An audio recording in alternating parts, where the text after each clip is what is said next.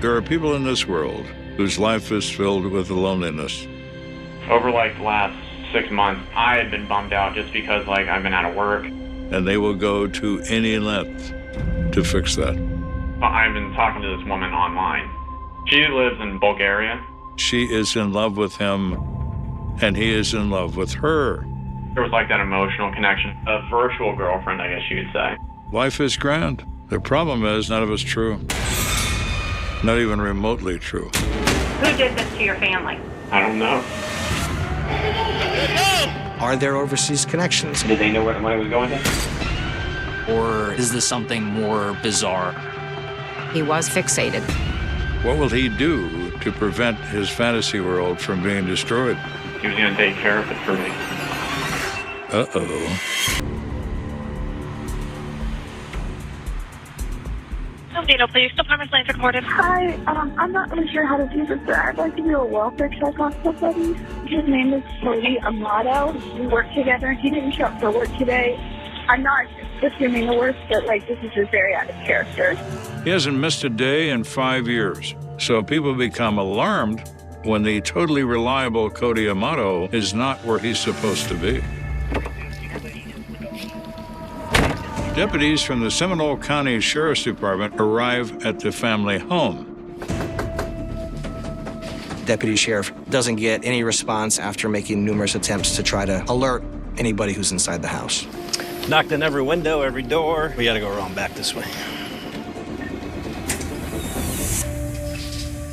They jimmied open the French doors with a pocket knife. 3513, we're gonna be clearing the residence. Sheriff's office! When they entered the home, the police, they found a pretty grisly scene with blood everywhere. And a dead body in the kitchen. And another body in another room. And a third dead body. We need backup, we need homicide detectives, we need crime scene people, we need everything. My name is Eva Marie Malteri, and I was an investigator at the Seminole County Sheriff's Office. Right out of high school, I became a nurse of 9 years, and then I had an opportunity to switch careers and go into law enforcement. I always had a lifelong dream of that. I really enjoyed the adrenaline and just being there for the families. I received the call from the road that we have 3 bodies, and it's all hands on deck. It definitely is a shock for the area. Chiliota is not a place that we go for homicides. Primary activities out there are horseback riding. Folks have target shooting in their backyard. It's very country.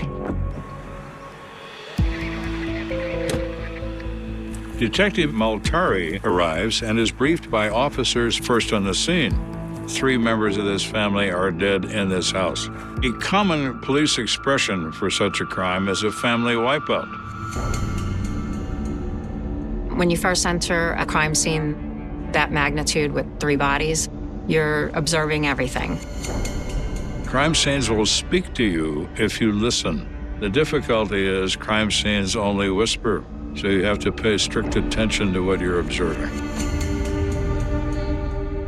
In the kitchen, Maltari finds the body of the father, Chad Amato, age 59. I observed the male lying on his back.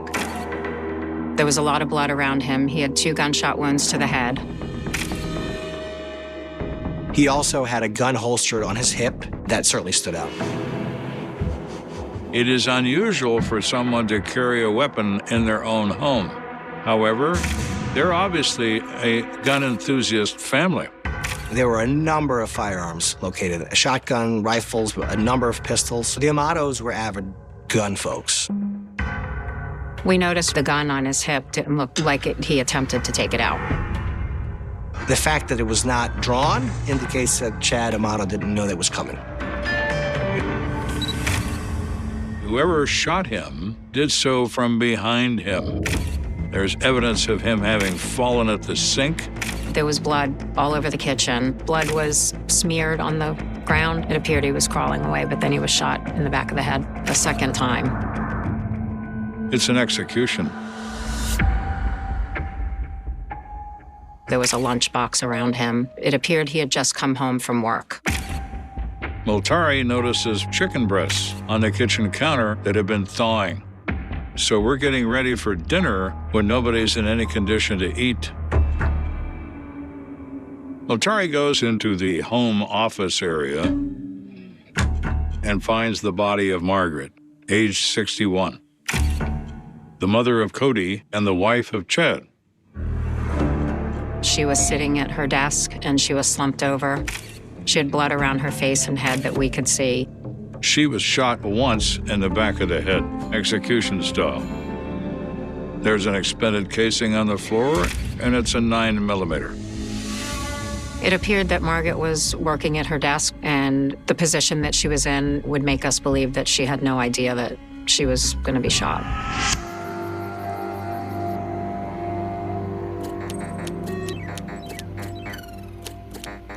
She is playing a computer game and having a glass of wine when somebody decides to blow her brains out. If she heard someone walking up to her from behind, she wouldn't be fearful. No one anticipates being murdered in their own home. Margaret never knew it hit her. Never knew. Finally, Multari turns her attention toward Cody, the 31-year-old nurse anesthetist that the coworkers initially called about. They found Cody in the entryway between the garage and the gym area. He was lying in a fetal position, wearing scrubs as if he was coming back home from work. He was shot once in the face and it exited through the back of his head. There are no signs of a defensive position, no signs of a struggle. We noticed right near Cody's body was a 9mm pistol. Cody Amato was known to carry a firearm, so it's not necessarily unusual for a firearm to be next to his body. It is possible that Cody Amato had a gun in his hand to fend off the attacker and dropped it when he was killed. So we have 3 members of the Amato family shot to death with a 9mm. What we don't find is any reason why they all needed to die. We don't know if Chad is involved because he has a handgun on him. We don't know if Cody's involved because he has a gun near him. It's like, how did this all happen? Once we saw the 3 bodies, obviously our first thing is to see if there was any forced entry, to see if anybody that the family did not know came in. There were no signs of forced entry. All the windows were closed, the doors were locked. There was nothing that appeared to be taken. Either this perpetrator is Houdini or he was in the house with their permission. So that's when we determined it had to have been someone they knew. Who is that someone? We don't know. The uniformed officers contact Multari and explain that there is a woman present, Cody's girlfriend. It is likely that she's going to know a great deal about what's going on with his family. It's time to question her right away. Cody's girlfriend was very concerned, but she did not know that Cody was dead. We eventually had to tell her. She was very upset. She started telling us about Cody and that they met in nurse anesthetist school. Cody Amato was a very, very bright young man, very gregarious, kind, funny, outgoing. Everyone really liked Cody, and he was a very positive influence. Chad Amato was a pharmacist. He was successful, worked long hours, a family man, was always there for his boys. Margaret was also in the medical field. She loved horses. She loved the outdoors. She was a loving mother to her 3 kids. Multari learns there are 2 other sons in this family, a 29-year-old son named Grant and a 36-year-old son named Jason. Multari asks the obvious question, is there anything going on in Cody's life that's causing him to be upset or frightened or angry? The girlfriend, she said, oh yeah, he has told me that there are many arguments going on in the household and it stresses him out. The girlfriend told me that Cody received a call the night before saying that there was a problem at the home and that he needed to leave work and come home and fix it. He said he had to go deal with some stupid bullshit with his family in a very angry tone. He storms off in an obvious state of distress, and that was the last time she saw him. So what can that tell you? Well, after determining that there was no forced entry, it did cross our mind that Cody killed his parents and then turned the gun on himself. could it be their own son? Yeah, it could. Detective Maltari is trying to determine what happened to this family, shot to death in their own home. Looking at the wound in his face, is it possible that Cody Amato became so distressed with his parents he killed them and then turned the gun on himself? We were trying to establish if it was a murder-suicide, but the injuries were not matching up to that. Cody's gunshot was to his upper cheek area. Normally, when we see suicide by gun, it's to the temple. Now, it's unlikely that Cody has a plastic arm. How does he turn a 4-inch barreled handgun perpendicular to his face and pull the trigger? It's not going to happen. It can't happen. And also, what happens with a very close-fired pistol is you'll get burn marks from the gunpowder. He didn't have that. This is not a self-inflicted wound. When Cody comes home, he opens that door, and now he's dead. Manner of death, homicide. Once we determined that it was probably not a murder-suicide, one thing that was suspicious to us, there was a gun on Chad Amato's waist. The holster is cross-draw. It's on backwards, requiring the gun to be pulled with the left hand. Chad Amato was right-handed, and the way the gun was positioned, it was opposite to how you would draw a pistol, and that just didn't make any sense. Further, this body, it's produced a massive amount of blood, but there is no blood on the holster. This gun, it's put there after the fact. It appeared that the crime scene had been staged. Whoever shot Chad puts a gun holstered on his belt in an attempt to make it look like he was armed and was unable to draw this gun in defense of himself. And then the gun was placed next to Cody to make it look as if he shot himself, to create an atmosphere of murder-suicide and doing the absolutely impossibly worst job of it. You think, well, who is the stupid son of a bitch who did this? So the next step is Maltari is going to go speak to the coroner to determine the outcome of the autopsies.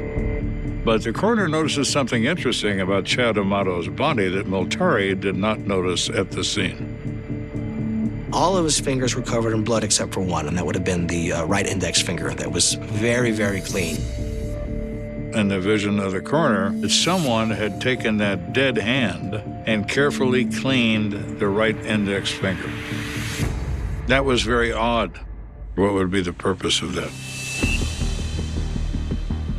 The ballistics people and the police laboratory examined the handguns found near the bodies. None of the firearms that were found in the house were a match. A different firearm was used for the homicides. So we never found the murder weapon on scene. The killer is still armed, which makes him exceedingly dangerous. At this point, we were still trying to rule out who could have did this. We needed to talk to the other family members that are still around. Cody said this was all about the bullshit with his family. But there are 2 other members of this family that so far are unaccounted for. The 2 other members are Grant Amato and Jason Amato. Grant did live in the home with the family. We don't know what happened to Grant. If he was a victim and escaped, saw something. Jason Amato is Margaret's son from a previous relationship. Raised as a child by the father, even though not a natural child, still a part of the family. Jason was more of an outsider, it appeared. He was one that just stuck to his own life. Stepchildren are often the source of difficulty in families. So we'll begin with him. They find Jason where he lives. They make contact. They inform him what's happened. Investigators pay close attention to his reactions. He was completely shocked. He was devastated. Those kinds of emotions are very difficult to fake. As an explanation for his whereabouts the prior evening, it is ironclad. Jason didn't do this. Further, they inquire with Jason, what can you tell us about Grant? Cody and Grant were very close. From all accounts, Grant looked up to Cody quite a bit, emulated him, hung out with him all the time. Grant was going to follow in Cody's footsteps. He became a nurse, he went to a good school, he got along just fine, but then things around him were kind of collapsing. Jason Amato shared with the sheriff's office that there was, in fact, family strife with regard to Grant. Orlando Police, just the lines recorded. We have an employee that we're reprimanding for potential theft of medication. He was working in 2018 for a local hospital here as a nurse and had gotten in trouble for essentially overdosing his patients. He has apparently been administering propofol, which is what killed Michael Jackson. He's been giving those to patients, it sounds like. Yeah, non-prescribed. When he spoke to the Orlando Police Department, he had indicated that he didn't agree with the doctor's prescribed amounts and was taking it upon himself to give these patients relief from their ailments. Grant was someone who is right all the time, knows more than other people, and is smarter than other people. In the state of Florida, when you are giving an excessive amount of medication to a patient, it's considered theft and also medical negligence. Orange County dropped those charges, but he lost his job as a result. After Grant had the legal troubles, he started to spiral downward. He was very depressed, and he would find himself at home, just in his bedroom, gaming a lot on the computer. He was alone, he was lonely, he had no direction, and in that circumstance, unsurprisingly, you go into the world of being online and finding someone to spend time with. Jason is aware that Grant now has a girlfriend and that they met online and that he is a much happier person than he's been in the recent past. But where is Grant? What is he up to? At this point, Grant is certainly a person of interest, perhaps even a suspect. It's all hands on deck to try and find him, to talk to him. We were looking at his Easy Pass to see his way of travel, his digital footprint from his cell phone, and so we knew kind of an area where he was at. They knew the car that he was in. They knew the plate number, so obviously that was put out. Some very good sheriff's office deputies found that particular car. He was at a hotel in Orange County, 10 miles away from his home. The police show up to the hotel, like, armed to the teeth, looking for Grant. All right, the car is clearly not in the car. We need to lock everything down. Yeah, we need to get in this hotel and start moving people out. Yeah. The police believe that Grant could be involved in this. If they're right, he's got a gun. And he's deranged, definitely. It makes him pretty dangerous. So they're going to take precautions when they approach him. All right, first here at 23, we're going to shut down the hallway. Yeah, both ends of it. The first thing you hear is a bunch of snaps being unsnapped, which is everybody's holsters. Can you do me a favor? Call the other rooms, not that room. Make sure no one calls that room and start saying, hey, you need to come out of the room and come downstairs. Drywall doesn't stop bullets. You quietly move some people away from him and isolate him in a box. We got to go now. Okay, we have everyone out of here. Then you make an attempt at contact and see what happens. You plan for the worst and you hope for the best. Want to come out and play, Grant? Kids would like to play with you.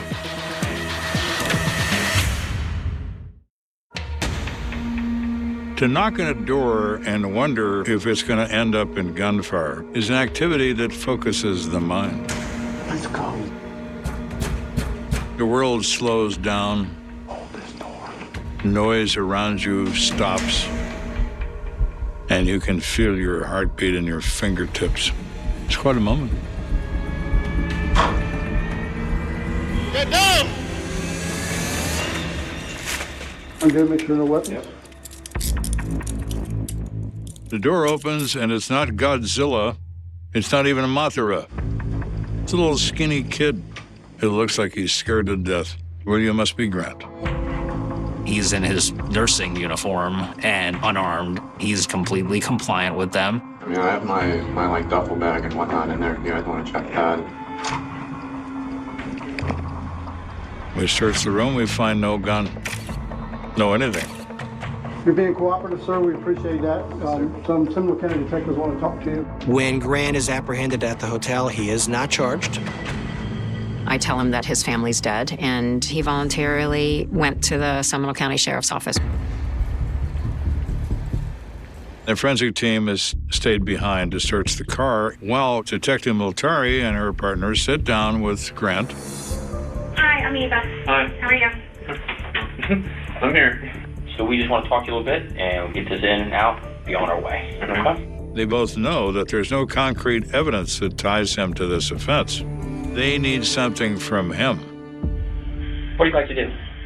What do I like to do? I like to watch anime. Me and my brother kind of started doing that back 5 years ago. In the beginning, we're just trying to build a rapport with him. You speak Japanese? I was going to say, do you understand? I don't. I understand a few words. Grant was not shy to answer any questions. We actually just got like a virtual reality headset thingy for like the computer. That was kind of fun. This isn't normal for knowing that your family's dead, that you're talking to us this calmly and telling us about the things you're interested in. A number of years ago, like me and my brother were actually like gun enthusiasts. We would go like clay shooting. We just kept running with it, hoping that he would open up to us. Over like the last 6 months, I had been bummed out just because like I've been out of work. My dad would like make me feel guilty so that. Grant said he was close with his mother, but him and his father had a lot of tension. My dad's the Leo type A, definitely very overbearing, but he would always rationalize that he's just trying to like secure our future. When was the last time that you and your dad did have, you know, a heated conversation? It would be Thursday? Grant explains the night of the murders, he got in a horrible screaming match with his father. He was yelling at me to pack my stuff and just get out of the house. Grant says he left, drove around for most of the night, and wound up sleeping in his car. When you left your house, everybody was fine. Yeah, everything was fine. He explains to the investigators that the next morning he drives back to his house. I saw like a news van, and then there might have been like a cop car there. So I left. He decides to turn around and go the other way, which is just very odd. A normal person would drive there, talk to the cops, do whatever you can to get down to the bottom of what happened at your home. And then what?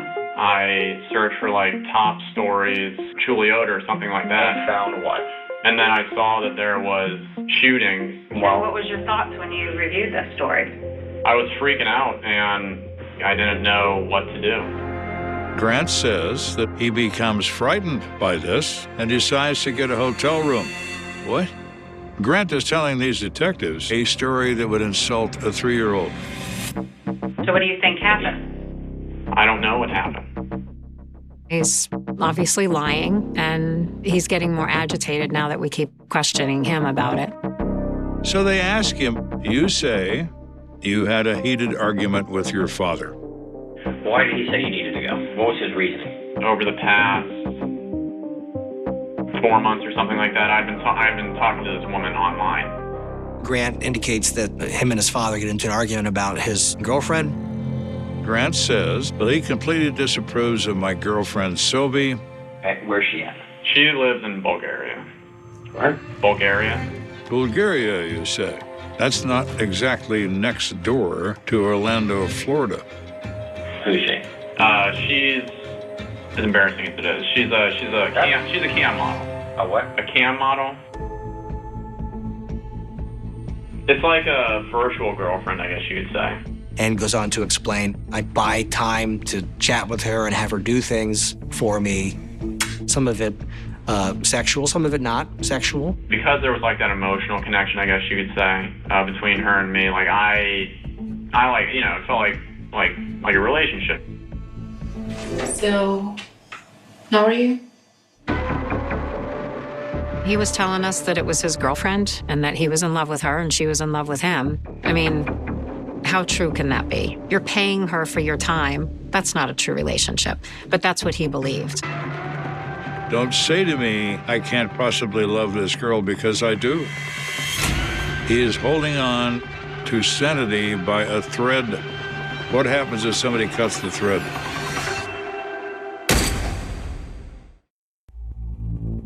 Detectives have learned that the girlfriend of Grant is nothing less than a camera girl who's making a living taking her clothes off for clients who pay her to do so. All right, Sylvia, I'm asking you if you can please, pretty please, send me one of your videos. So how much do you think you spent? Probably close to like $200,000. $200,000? Yeah. Wow, Grant, you are a major problem. To spend that much money on someone you don't even know, I was completely shocked. He'd never met her in person, but he was giving her thousands of dollars per day. He was buying her a variety of gifts, lingerie and sex toys and all kinds of things. He's told Sylvie that he's very wealthy, he drives a BMW, that he's a very successful Twitch gamer. Nice. And just has a great life. Grant is living in a fantasy world. In reality, he's a little jerk that lives with his parents and is unemployed. And where'd the money come from? Money came from me, my brother, and then my dad. Did they know where the money was going to? They didn't know that it was going to a cam model. These suspicious charges kept popping up, and for a while, Grant was explaining that it was part of his Twitch gaming profile. And then the amounts just were out of control. That's kind of how they figured out something was going on. He was stealing tens of thousands of dollars from his father and Cody. Instead of involving the police, the Amatos, because they love their son, decided to try to handle it as a family unit. My father chose to admit me to a depression or an addiction clinic or something like that in Fort Lauderdale. They decide that they're going to take him away from social media, computers, and they take away his cell phone and take away it all. Now, the problem there is that this was a unique type of addiction that required unique care. That rehab facility was not tailored to that specific type of addiction. So their final diagnosis of you was what? That I was fine. He's supposed to be there for 6 to 8 weeks. And in the second week, his mother shows up and takes him out. And when I came back, my dad, he had this list of all the rules. And his dad drafts up this 2-page agreement of the things he's supposed to do, like get a job, stay off the computer, pay back the money you stole from everyone. And one of the stipulations was that if you speak to this woman again, you're out of the house. I'm kicking you out. Grant doesn't take that very well. He disregards the agreement. Because there was like that emotional connection, I didn't want to just stop cold turkey on it. He was addicted to Sylvie. He loved being on that high. And that's why he would continue stealing the money to keep in touch with her. On Thursday, he had apparently found out that I was speaking to her again. Dad gets very upset, tells him to pack his and get the hell out. So according to Grant, he was out of there by 9. He had threatened me that if I stepped foot back on his property that he would kill me. And like he said those specific words. Yeah. According to Grant, he'd been thrown out of the house, and that's why he wasn't there for the murders. He's trying to give himself an alibi. What he's done instead is to give them a motive. He's a little worse at coming up with alibis than he was at staging crime scenes. Miltari is questioning him when the forensic team that had been searching the car opens the door to the room and says, "Excuse me, we have something you need to see right away." There was a note in the car that was written that stated, I said I'd take care of all of your problems at the house, and I have. No one will bother you again regarding this. Just please come home. So, what is that? Grant. He told us that he wrote it so he could remember what Cody had said to him. After I got kicked out, I had met with my brother before he came home, just like in the neighborhood area. I basically brought him up to speed, and he had told me that he was going to take care of it for me. And that's all that I know. So they ask him, what do you think this means, Grant? Well, I think it means that Cody is the one who killed our parents. And why would you think that? To protect me, or to help me, or to do something with me. We knew he was full of shit. We knew it wasn't a murder-suicide. It's all lies. You've painted this picture of how close you are with your brother, and now you're trying to point fingers at him that he did this. That was a trigger for us to know that he's guilty as hell. So you're telling me you did not shoot Cody, No. your father, or your mother? No. He still was adamant that he was not responsible for these deaths. So after several hours of hearing bullshit, lies, I wanted to see his reaction when I showed him the crime scene photos. Did you leave the house with your brother Cody looking like that? Or did you leave the house with your father looking like that? Or your mother? Is that how you left your family? No. He's completely detached. There's no emotion. And then when there is emotion, it's a fake cry. I didn't do any of this.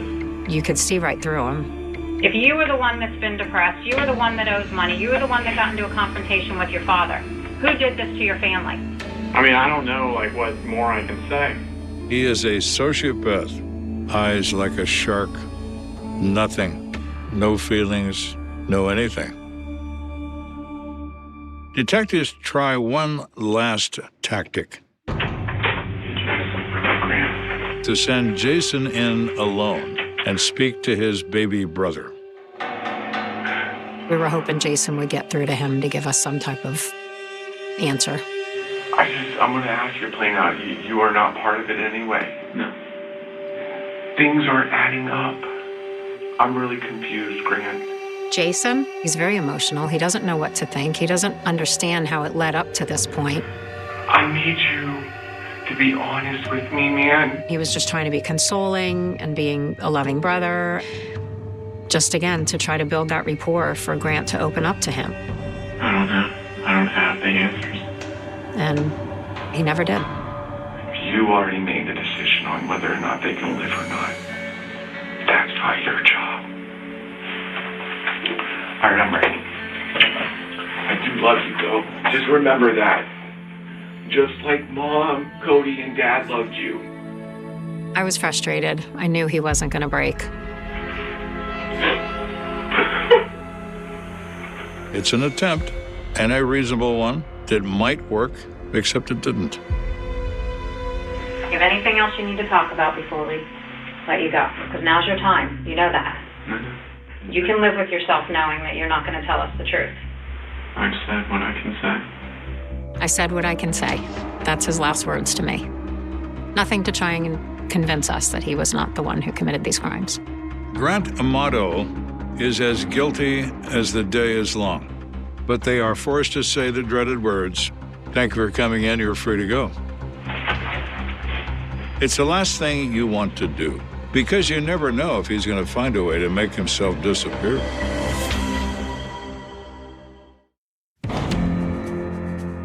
You never want to be the one that has to say, "You're free to go."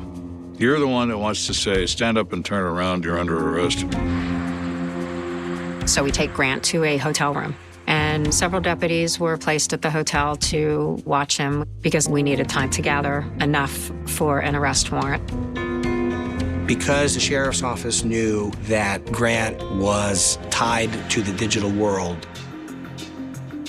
they turned their investigation to focus on the digital forensics. So they noticed that the night of the murders, according to Grant's telephone records, he spent $599 to join Sylvie's private video session. Where is he getting this money? Grant is broke. we were able to piece together a minute-by-minute account of Chad Amato's cell phone. They noticed that the cell phone goes silent at 5:52 p.m. So that puts Chad's time of death around 6. But then his fingerprint was used to unlock his banking app on his phone to try and move money around 11 o'clock at night, way after death. Moltari thinks back to the autopsy and recalls that the right index finger of the victim was cleaned and wiped of blood. Light bulb goes off. Grant Amato must have cleaned his father's finger off, placed it on the phone, and unlocked the phone. Bingo. So, within hours of murdering his family, our hero, Grant, is spending more of his father's money to engage again with Sylvie, his dearest love. There is the final nail in Grant's coffin. We went out to the hotel room, and Grant Amato was placed under arrest for the 3 homicides. He is charged with 3 counts of first-degree premeditated murder. Again, no emotion. He just went with it, turned around, put his hands behind his back, and he was brought down to the sheriff's office. So now we were trying to determine the woman he was speaking to, Sylvie, in Bulgaria, if she had any role in this as well. We reached out to the Bulgarian consulate, and the sheriff's office realized that the Bulgarian girl had nothing to do with this at all, other than being the object of his affection. So Sylvie is out. But Grant is all the way in. Without a statement from Grant Amato, they really don't know what happened in that house. But the evidence would suggest the spark that started this event was the absolute nature of the cutoff. He was losing everything, so I think his only way out was to just get rid of them and try and salvage what he could. He needed money to feed his fantasy world. His parents had it, and they wouldn't give it to him. So he's going to take it. Grant comes into where his mother is playing a game on a computer and executes her without comment, first to die. Grant lived there, so he knows all their habits. He positioned himself in the living room, across from the kitchen, and waited for his father to come home.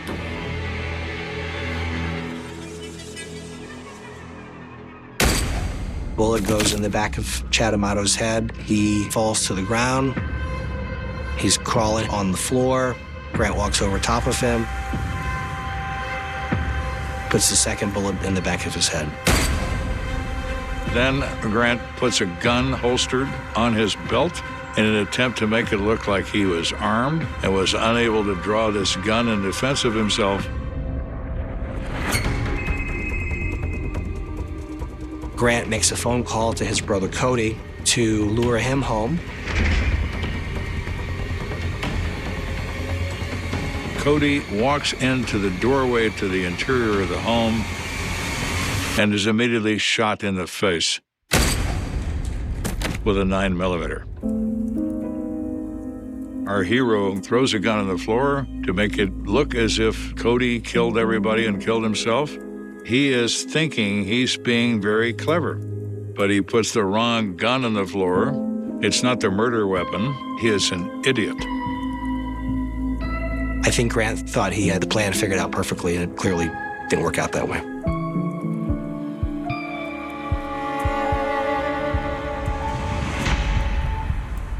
Just a few months after the murders, on July 15th of 2019, Grant Amato's trial begins. Grant's emotion in the courtroom was very distant, very cold. He just pretty much sat there. And that was the last time that I saw Cody and my dad. The only time he elicited any kind of response was when we were publishing photographs of Sylvie for the jury. He perked up, was transfixed, and hyper-focused on her. Grant Amato, you've been found guilty for killing both your mother, your father, and your brother. I would sentence you to life imprisonment without any possibility of parole. God have mercy on your soul. When I learned that he was found guilty, that's when I knew me and my team did a good job. The The reaction for Grant was no. On the night of November 27, 2010, a police officer driving along a remote stretch of highway in northern British Columbia noticed something unusual. At first, it did not look like the beginning of one of Canada's most disturbing serial murder investigations. There were no flashing emergency lights, no frantic radio calls, no massive manhunt unfolding across the frozen wilderness. Just a pickup truck, a young man behind the wheel, and a lonely Forest Service road disappearing into darkness. The officer watched as the truck emerged from that isolated road and entered the highway. Something about the situation felt wrong. The location, the timing, the circumstances. It was enough to attract attention. A traffic stop followed. What happened next would change everything. Inside and around the vehicle, investigators would soon discover evidence that pointed toward a brutal crime involving a missing 15-year-old girl named Lauren Leslie. But the story did not end there. Because as detectives began pulling on that thread, another reality slowly emerged from the shadows. A reality that stretched back more than a year. A reality involving multiple victims, multiple crime scenes, and a young man who, outwardly, appeared far different from what investigators would eventually uncover. The arrest of 20-year-old Cody Lejbukoff did not simply solve one homicide investigation. It opened the door to a series of murders that had left families grieving, investigators searching for answers, and communities wondering how such violence could remain hidden in plain sight. In the vast landscapes of northern British Columbia, distance has a way of swallowing things. Roads stretch endlessly through forests. Small communities sit separated by hundreds of kilometers of wilderness. Winter arrives early and leaves late. The darkness feels deeper. The silence feels heavier. For generations, people have lived and worked throughout this region, building lives amid the rugged beauty of the Canadian North.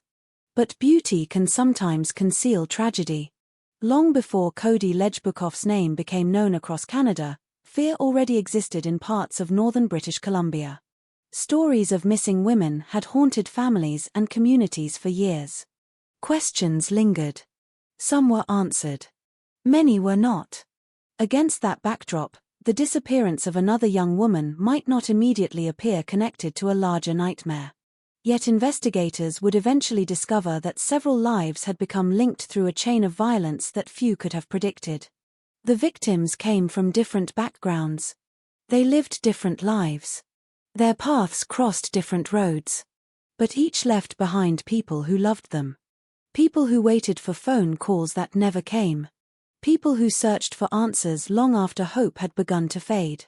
For those families, the story was never about headlines. It was never about courtrooms. It was never about a notorious killer. It was about empty seats at dinner tables. Birthdays that arrived with painful reminders. Holidays forever divided into before and after. The public would eventually learn the names. Jill Stacy Stuchenko. Natasha Lynn Montgomery. Cynthia Frances Mass. Lauren Dawn Leslie. 4 names. 4 lives. 4 futures that would never be lived. When news organizations later covered the case, many focused on a different detail. The age of the accused. Just 20 years old when he was arrested. The fact shocked many observers. When people imagine serial killers, they often picture older offenders whose crimes span decades. The image that emerged in this case seemed to contradict those expectations. Yet criminal investigations are rarely shaped by assumptions. They are shaped by evidence. And evidence would become the defining feature of this case. Piece by piece, investigators would assemble a picture that prosecutors later argued revealed a pattern of lethal violence. DNA evidence. Forensic examinations. Witness statements. Digital records. Physical traces left behind. Each discovery adding another layer. Each layer bringing investigators closer to understanding what had happened. But in November 2010, none of that was yet visible. At that moment, everything still existed in fragments. A missing teenager. A suspicious traffic stop. Questions without answers. The officer who stopped the pickup truck could not have known the full significance of what was unfolding. Most major criminal investigations do not announce themselves. They begin quietly. A decision made in seconds. An observation that seems minor. A detail that would be easy to ignore. History often looks obvious in hindsight. In reality, it rarely feels that way when events are happening. The road where that vehicle emerged was surrounded by the immense wilderness that defines much of northern British Columbia. Miles of forest. Remote terrain. Vast spaces where human activity can disappear from view. Places that appear peaceful during daylight but take on an entirely different character after dark. For investigators, such environments present unique challenges. Distance slows searches. Weather destroys evidence. Time becomes an enemy. Every hour matters. Every missed clue matters. Every decision matters. As detectives began examining what had been found, the case expanded rapidly. Questions multiplied. Could there be additional victims? Were earlier disappearances connected? Had warning signs been missed? How long had the violence been occurring? The answers would not come quickly. They would emerge through painstaking investigative work. Search warrants. Interviews. Forensic analysis. Countless hours spent reviewing evidence. The process lacked the dramatic certainty often portrayed in fiction. Real investigations are rarely neat. They move forward, stall, reverse, and advance again. Investigators chase leads that fail. Theories collapse. New evidence forces reassessment. Truth reveals itself slowly. And sometimes painfully. As the investigation continued, families waited. Every phone call carried significance. Every update from police carried weight. Hope and fear existed side by side. For some families, uncertainty had already become a daily reality. The disappearance of a loved one creates a unique form of suffering. There is grief. But there is also waiting. Waiting for answers. Waiting for confirmation. Waiting for the possibility that somehow, against all odds, the story might end differently. In this case, those hopes would eventually collide with devastating truths. The evidence uncovered by investigators painted a picture of violence that shocked communities throughout Canada. The crimes themselves were disturbing. But equally disturbing was the realization that much of it had remained hidden until a routine encounter on a highway changed everything. One moment. One traffic stop. One decision. The difference between an unsolved mystery and a breakthrough. The difference between questions and answers. The difference between a killer remaining unknown and facing justice. Years later, many investigators and observers would look back on that night as the turning point. Not because it solved every question immediately. Not because it brought instant closure. But because it set in motion the events that would ultimately expose the truth. A truth buried beneath layers of secrecy, violence, and loss. As this story unfolds, it is important to remember what sits at its center. Not the killer. Not the investigation. Not the courtroom battles that would follow. At the center are 4 victims. 4 human beings whose lives ended long before they should have. Everything else, the headlines, the documentaries, the legal proceedings, exists because those lives were taken. And before we examine the investigation, before we follow detectives through the maze of evidence, before we reach the courtroom where justice would eventually be sought, we must first understand the world in which this story began. A world of remote highways and northern forests. A world of small communities and long distances. A world where, for a time, a dangerous secret remained hidden. And where a single night in November 2010 would finally bring that secret into the light. To understand how this case unfolded, it is necessary to understand the place where it happened. Northern British Columbia is a region that often feels larger than life. On a map, the area appears vast. Endless forests spread across the landscape. Rivers carve their way through valleys. Mountains rise in the distance. Roads stretch for hundreds of kilometers through terrain that can seem untouched by time. For visitors, the region can be breathtaking. For residents, it is simply home.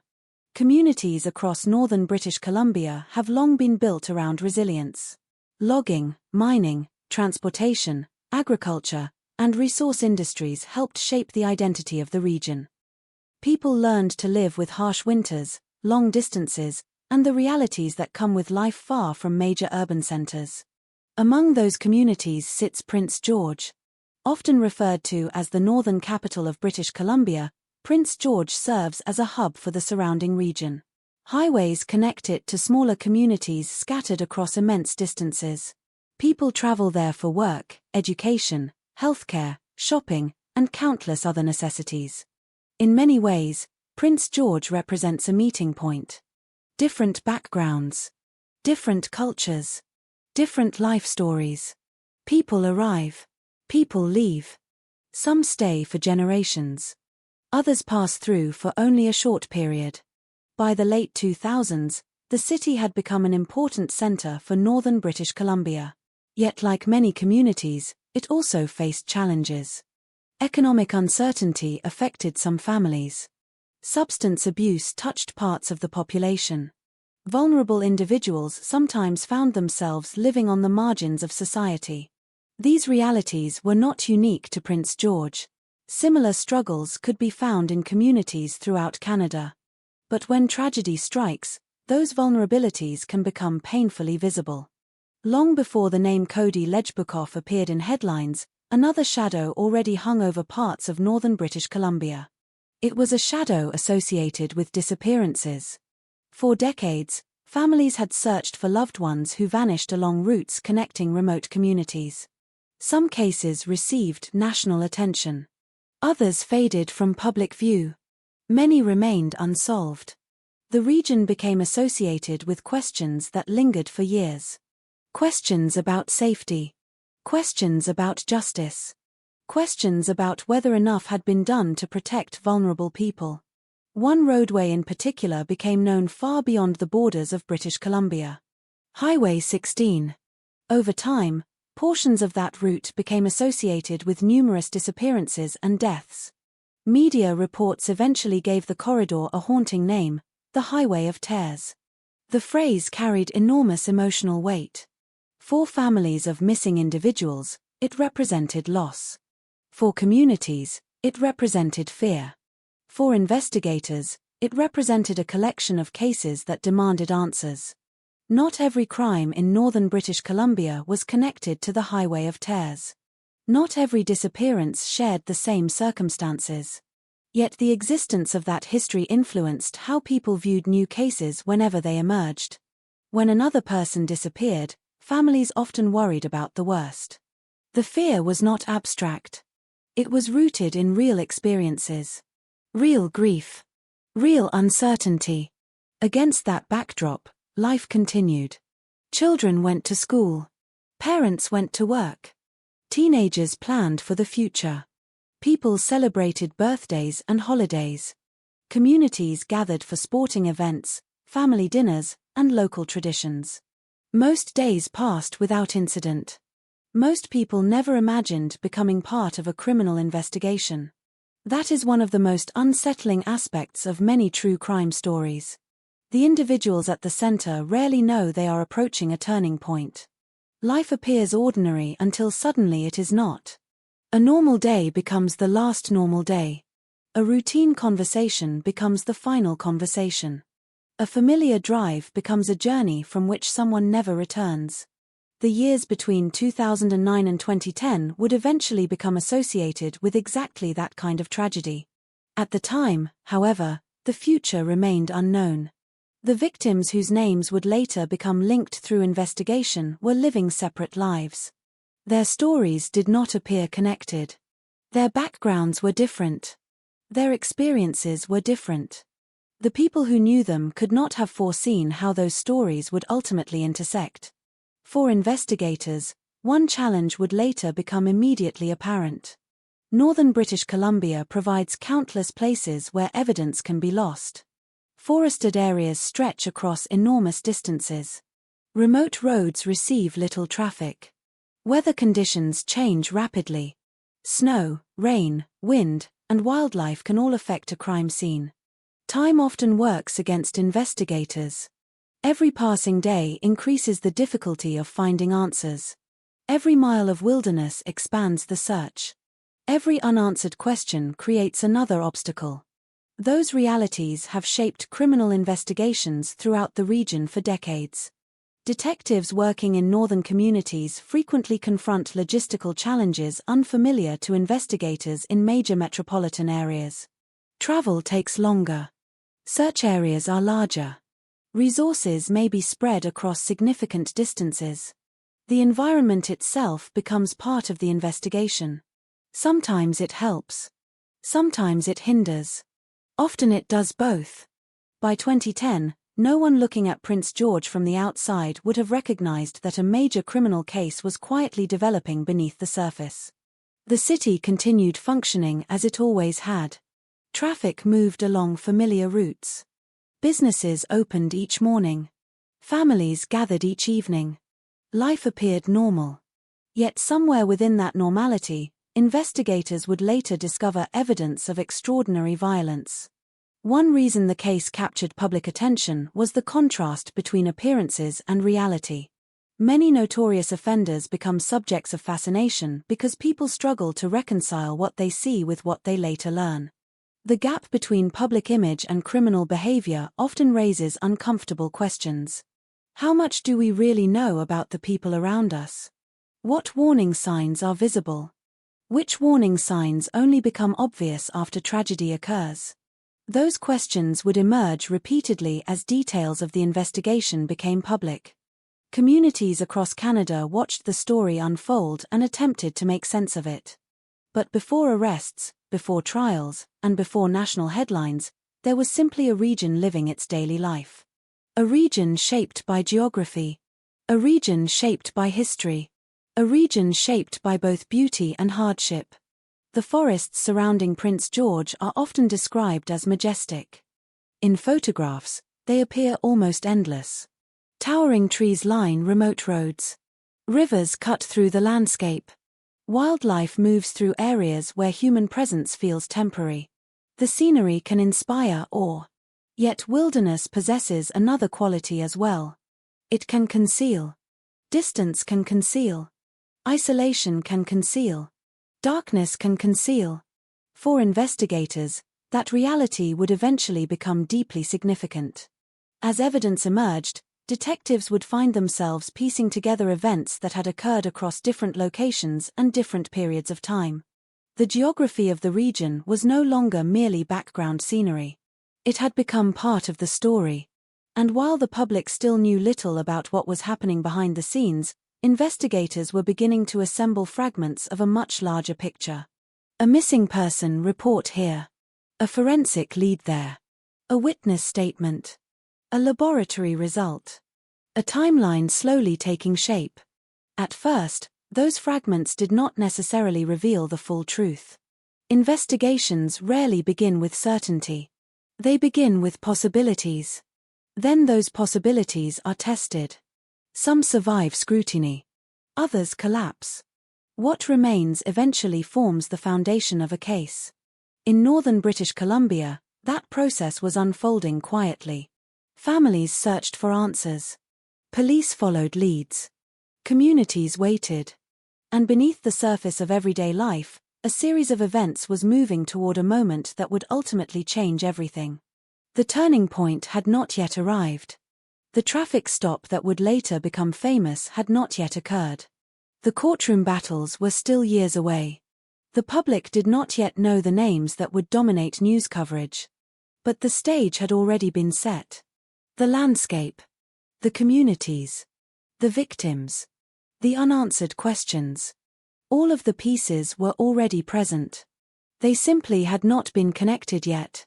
And as 2010 moved toward its final weeks, no one could have known that one routine encounter on a dark highway would soon bring those scattered pieces together, revealing a story far more disturbing than anyone had imagined. For more than a year, the pieces had existed separately. A woman found dead near Prince George. Another woman who vanished without a trace. A third victim discovered in circumstances investigators could not fully explain. Questions lingered across northern British Columbia. But no one knew that the answers were only hours away. On the evening of November 27, 2010, winter had already settled over northern British Columbia. Darkness arrived early. The roads outside the communities of Vanderhoof and Fort St. James were surrounded by forests that stretched endlessly into the distance. Just before 10 o'clock that night, RCMP Constable Aaron Keller was traveling along Highway 27. He noticed something unusual. A pickup truck emerged from a remote logging road and entered the highway. The vehicle was moving in a manner that immediately caught his attention. The location itself was strange. The time was strange. The entire situation felt out of place. The road was isolated. The temperature was cold. Few people had any reason to be traveling through that area at that hour. Keller decided to stop the vehicle. At the time, it appeared to be nothing more than a routine traffic stop. The kind of decision police officers make every day. The kind of decision that rarely attracts attention. The kind of decision that, most of the time, leads nowhere. This time was different. Behind the wheel sat 20-year-old Cody Lejbukov. As officers approached the truck, they noticed something alarming. There appeared to be blood on him. Blood on his face. Blood on his clothing. Inside the truck, investigators would later report finding additional blood evidence. Officers also discovered items that immediately raised concern, including a backpack and identification connected to 15-year-old Lauren Leslie. A blood-covered wrench and multi-tool were also recovered from the vehicle. The discovery transformed what had begun as a routine stop into something far more serious. When questioned, Lejbukov reportedly claimed that the blood came from poaching a deer. According to officers, he suggested that killing the animal explained the evidence they were seeing. But something did not fit. Experienced investigators learned to pay attention to instinct. The explanation felt incomplete. The circumstances felt wrong. Most importantly, the items discovered inside the truck created a new and urgent question. Who was Lauren Leslie? And where was she? The answers would begin arriving within hours. A conservation officer was called to assist. The initial suspicion involved possible poaching, and investigators wanted to determine exactly what had happened on the logging road from which the truck had emerged. Following the route into the darkness, the conservation officer moved deeper along the remote road. Tire tracks cut through the isolated terrain. The road eventually led toward an old gravel pit.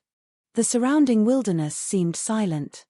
Nothing about the location suggested that it would soon become one of the most significant crime scenes in modern Canadian criminal history. Then came the discovery. Near the gravel pit, concealed off the road, the officer found the body of a teenage girl. That girl was Lauren Leslie. She was 15 years old. The investigation changed instantly. What moments earlier had appeared to be a suspicious traffic stop was now connected to a homicide. Investigators secured the area. Forensic teams were called. Detectives began assembling a timeline. Every minute mattered. Unlike many homicide investigations, police now had something investigators rarely obtain so quickly. A potential suspect. A vehicle.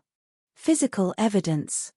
And a crime scene discovered almost immediately after the killing had occurred. Investigators later determined that Lauren Leslie had died only hours before the traffic stop. The gap between the crime and the discovery was extraordinarily small compared to many homicide investigations.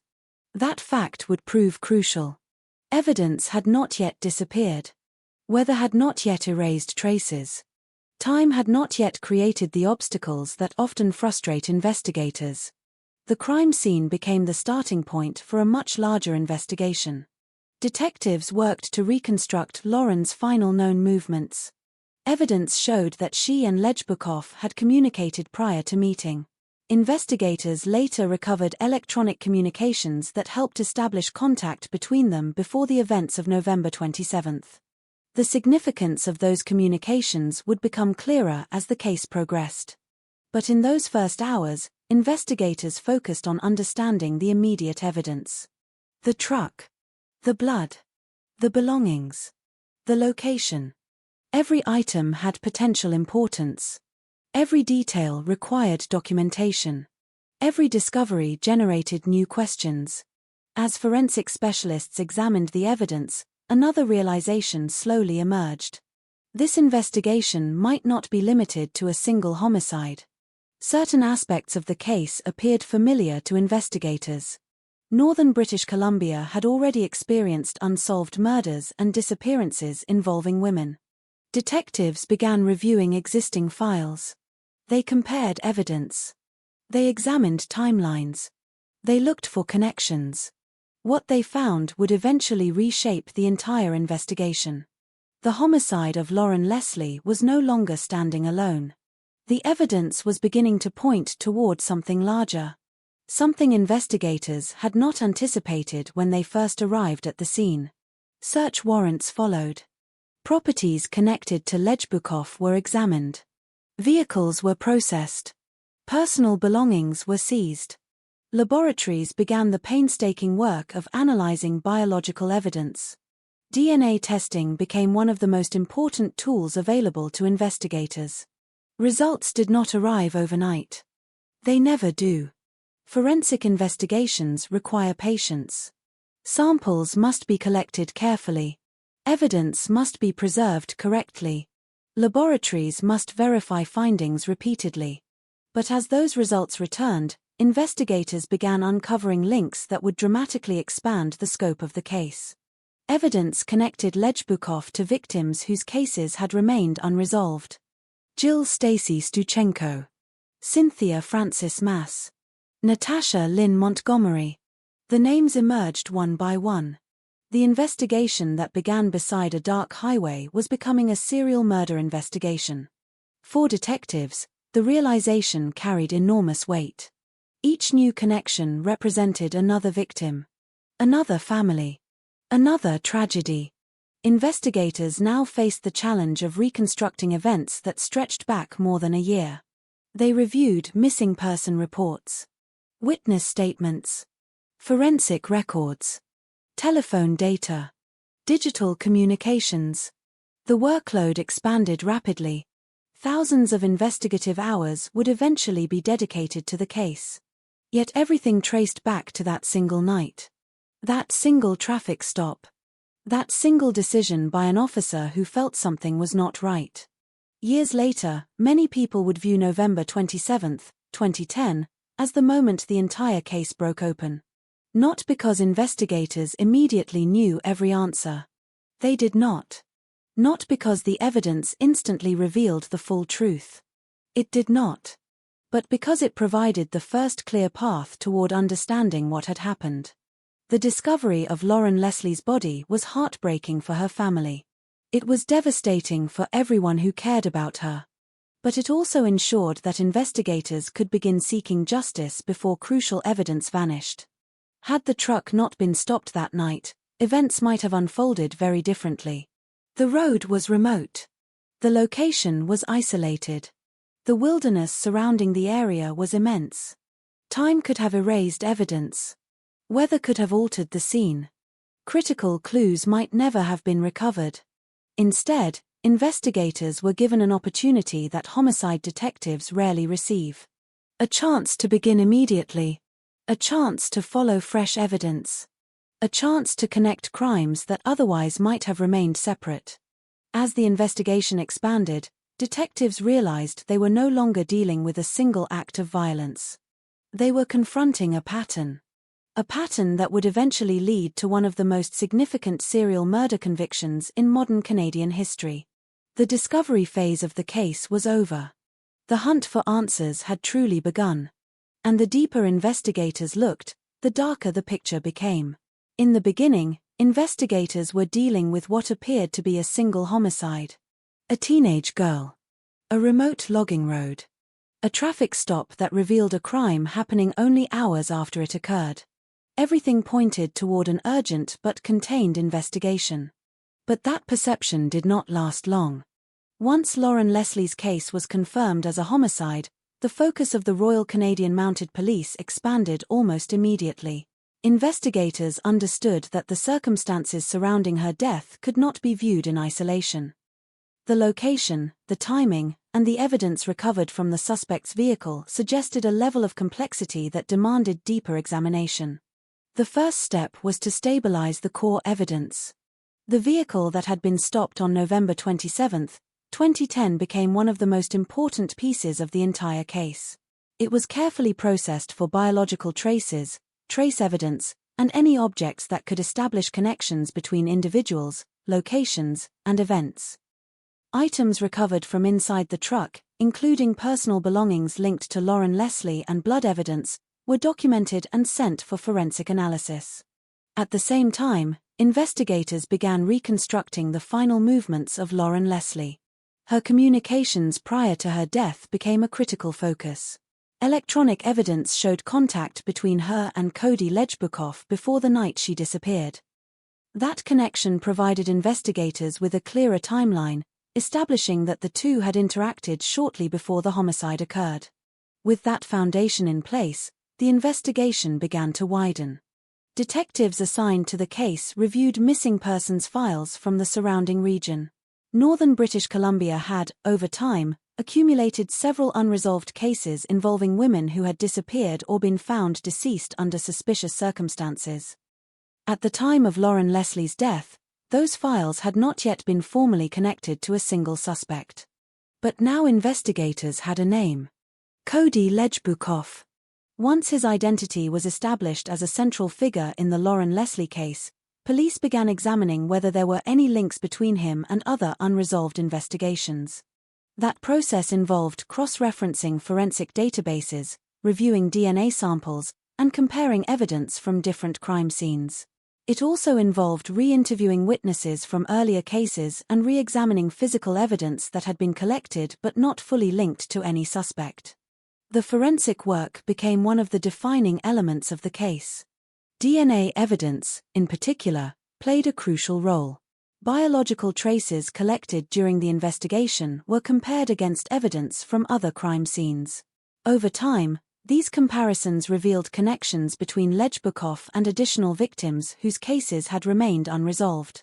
Among them were Jill Stacy Stuchenko, Cynthia Frances Mass, and Natasha Lynn Montgomery. Each connection added a new layer to the investigation. Each result transformed what had begun as a single homicide into a broader and more disturbing pattern. Investigators were now no longer asking only what happened to Lauren Leslie. They were asking how many cases could be linked to the same individual, and over what period of time those events had occurred. As the scope expanded, so did the complexity of the investigation. Each case had its own timeline. Each victim had last been seen under different circumstances. Each scene had been affected by time, environment, and distance. Northern British Columbia's geography made the work even more difficult. Remote areas meant that evidence was often degraded by weather or delayed discovery. Forested terrain made locating remains or physical clues significantly more challenging than in urban environments. Long distances between communities meant that witness information was scattered across wide regions. Despite these challenges, investigators continued building their case methodically. Every piece of evidence had to be verified. Every forensic result had to be confirmed. Every potential connection had to withstand scrutiny. As the investigation progressed, a clearer structure began to emerge. Patterns in victim profiles. Geographic clustering around the Prince George region. Timeline overlaps that suggested activity over more than a year. The accumulation of evidence began to form a narrative that investigators could follow, even if many details still required confirmation. At this stage, however, there were no public declarations about multiple murders. The investigation remained largely within law enforcement channels. Outside of police work, families of missing women continued to search for answers, often unaware that their cases were now being reviewed in connection with a broader investigation. For them, uncertainty still defined daily life. For investigators, however, uncertainty was slowly being replaced by direction. The case was no longer open-ended in the same way it had been at the beginning. There was now a focus. A subject. A set of connections that demanded explanation. One of the most significant aspects of the investigation was how quickly it developed after the initial traffic stop. In many homicide cases, months or years pass before patterns are identified. In this case, the proximity of Lauren Leslie's death to Lejbukov's arrest meant that forensic evidence was preserved in a relatively fresh state, allowing investigators to move faster than they otherwise might have. Search warrants were executed as part of the expanding investigation. These warrants allowed police to gather additional evidence from locations associated with the suspect. Each new piece of information contributed to a growing database of forensic and digital material. Digital evidence also played an important role. Communication records and other electronic data helped investigators establish relationships, timelines, and interactions that would later become relevant in court proceedings. As the evidence accumulated, the case reached a point where it could no longer be understood as a single incident. It had become a series of linked events. And those links were becoming increasingly difficult to ignore. By the time investigators had completed initial rounds of forensic comparison, they were no longer operating under the assumption of an isolated crime. They were building a multi-victim homicide case. The focus shifted accordingly. Instead of asking whether Lejbukov was connected to other cases, investigators began working under the assumption that he was. The task now was to prove it in a way that would hold up in court. Every connection had to be supported by evidence that could withstand legal scrutiny. Every conclusion had to be defensible before a jury. As the investigation moved forward, the foundation of the case continued to strengthen. What had started with a single traffic stop was now a complex, multi-layered homicide investigation spanning multiple victims, multiple locations, and a timeline that stretched across more than a year. And as investigators moved deeper into the evidence, the full scale of what they were dealing with was becoming impossible to ignore. By the time the case reached the courtroom in 2014, the investigation that had begun on a remote highway in northern British Columbia had already taken on a form far larger than anyone could have predicted on the night of November 27, 2010. What started as a single traffic stop involving a teenager and a pickup truck had evolved into one of the most significant homicide prosecutions in the region's recent history. Cody Lejbukov stood before the court facing 4 counts of first-degree murder. The charges connected him to the deaths of Jill Stacy Stuchenko, Natasha Lynn Montgomery, Cynthia Francis Mass, and Lauren Dawn Leslie. Each count represented a separate life, a separate investigation, and a separate path of evidence that had converged into a single prosecution. The Crown's case was built on a combination of forensic science, digital evidence, and reconstructed timelines. DNA evidence played a central role in linking Lejbukov to multiple victims. Biological traces recovered from vehicles, personal items, and crime scenes were presented as part of a broader pattern of contact between the accused and the deceased. Alongside forensic findings, investigators also relied on electronic communications and circumstantial evidence that helped establish connections between Lejbukov and at least some of the victims prior to their deaths. The defense did not dispute that Lejbukov had been present in circumstances connected to certain victims, but the argument presented in court sought to challenge the interpretation of that evidence. Lejbukov did not enter a full confession. Instead, he denied responsibility for the murders and suggested that other individuals were involved, referring in general terms to unnamed parties described as X, Y, and Z.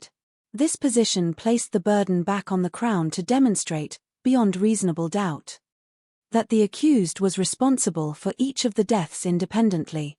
Throughout the proceedings, the jury was presented with extensive forensic testimony. Experts explained how DNA evidence was collected, preserved, and analyzed. Investigators outlined how different strands of evidence linked the accused across multiple incidents over a period of time. The prosecution's approach was to demonstrate not only individual connections to each case but also a pattern that, when viewed as a whole, supported the charges of first-degree murder. Each victim's case was presented separately within the broader trial framework, allowing the jury to consider the evidence for each count on its own merits. This structure reinforced the seriousness of each charge and emphasized that the verdict would need to be based on specific findings for each individual victim. The courtroom proceedings reflected the gravity of the allegations. Families of the victims attended, Listening to the presentation of evidence that reconstructed the final moments of their loved ones lives through forensic interpretation and investigative reconstruction. The emotional weight of the trial was present in the room, even when the legal process remained focused on technical details such as DNA sequencing, evidence continuity, and timeline analysis. After weeks of testimony and review of evidence, the case was handed to the jury. Deliberations took place away from public view, following standard legal procedure. When the jury returned, the outcome was decisive. Cody Lejbukov was found guilty on all 4 counts of first-degree murder. The verdict confirmed the prosecution's central position, that the accused was responsible for the deaths of all 4 victims as charged. Under Canadian law, a conviction for first-degree murder carries an automatic life sentence with no possibility of parole for at least 25 years. Following the verdict, the court moved to sentencing. On September 16, 2014, Lejbukov was formally sentenced to 4 concurrent life sentences. The parole ineligibility period was set at a minimum of 25 years. Because the sentences were concurrent, they would be served at the same time rather than consecutively. The legal process did not end with sentencing. Appeals were filed following the conviction, challenging aspects of the trial and the handling of evidence. However, the appellate courts ultimately upheld the original verdict, and the convictions remained in place. With that, the legal system's formal response to the crimes reached its conclusion at the trial level and through subsequent appeals. The outcome brought legal closure to the case, confirming the findings of investigators and prosecutors who had spent years assembling the evidence. Yet for the families of the victims, the conclusion of the trial did not erase the loss or fully resolve the emotional weight carried since the moment their loved ones disappeared. The courtroom had answered the question of responsibility in legal terms. It had established guilt according to the standards of criminal law and evidence. It had imposed punishment consistent with the severity of the crimes. But as with many cases of this nature, the distinction between legal resolution and personal closure remained significant. The verdict marked the end of the trial. It did not mark the end of grief. And it did not return what had been taken. Still, within the justice system, the case had reached its conclusion. A jury had considered the evidence. The law had been applied. And a final judgment had been delivered. For investigators, prosecutors, and many of those involved in the case, the outcome represented the completion of years of work that began with a routine patrol on a dark highway in northern British Columbia. For the public, it became another chapter in the broader history of violent crime in the region, one that reinforced the importance of forensic investigation, interagency cooperation, and the role of chance in the timing of criminal discovery. The case of Cody Lejbukov had moved through every stage of the justice system: investigation, arrest, trial, verdict, and appeal. What remained was its aftermath. After the trial ended in 2014, the legal system had reached its final conclusion in the case of Cody Lejbukov. The jury had returned guilty verdicts on all 4 counts of first-degree murder. The court had imposed 4 concurrent life sentences, with a minimum parole ineligibility period of 25 years. Subsequent appeals were dismissed, leaving the original convictions intact and final. Within the justice system, the case was considered closed. The evidence had been tested in court. The verdict had been delivered. The appeals process had been completed. But outside the courtroom, the consequences of the case continued to exist in a different form, one that the legal system is not designed to resolve. The victims remained at the center of that reality. Jill Stacy Stuchenko, Natasha Lynn Montgomery, Cynthia Frances Mass, Lauren Dawn Leslie. 4 names that became permanently associated with one of the most serious homicide cases in northern British Columbia in the early 21st century. Each name represented a life that ended far too soon, and each investigation represented a separate path that eventually converged through forensic evidence and police work. While the trial grouped the charges together under a single prosecution, the underlying cases had begun as separate investigations into missing persons and unexplained deaths. The resolution of those cases came through the work of investigators who connected physical evidence, DNA analysis, digital records, and geographic patterns across multiple crime scenes. The case became an example of how modern forensic methods can link seemingly unrelated incidents into a single prosecutable narrative. In the years following the conviction, the case was often referenced in discussions about violent crime investigation in remote regions of Canada. Northern British Columbia, with its vast geography and dispersed communities, presents unique challenges for policing. Distance between communities, limited immediate access to major investigative resources, and environmental conditions can all affect the speed and preservation of evidence in serious criminal cases. The Lejbukov case also became part of a broader public conversation about violence against women in certain regions of Canada, particularly in relation to previously documented cases along Highway 16, often referred to as the Highway of Tears. While not every case in northern British Columbia is connected, the existence of unresolved disappearances in the region has shaped public awareness and influenced how future investigations are approached. One of the defining aspects of this case was timing. The arrest of Lejbukov occurred shortly after the death of Lauren Leslie, which allowed investigators to preserve critical evidence that might otherwise have been lost. In many historical cases, delays in discovery have made forensic reconstruction significantly more difficult. In this instance, the proximity between the crime and the intervention by police created a rare opportunity for immediate investigative action. That early intervention became the foundation for the broader investigation that followed. As forensic analysis expanded, connections were made to additional victims, ultimately leading to multiple homicide charges and a consolidated prosecution. The case demonstrated how modern investigative tools can transform the trajectory of a criminal investigation.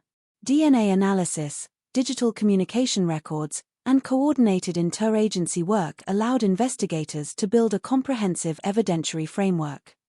Without those tools, it is possible that the connections between the victims might not have been established in the same way. At the same time, the case also highlighted the limitations of investigation in remote environments. Geography, weather, and time remain powerful factors in forensic work. Evidence can be lost, degraded, or never discovered at all.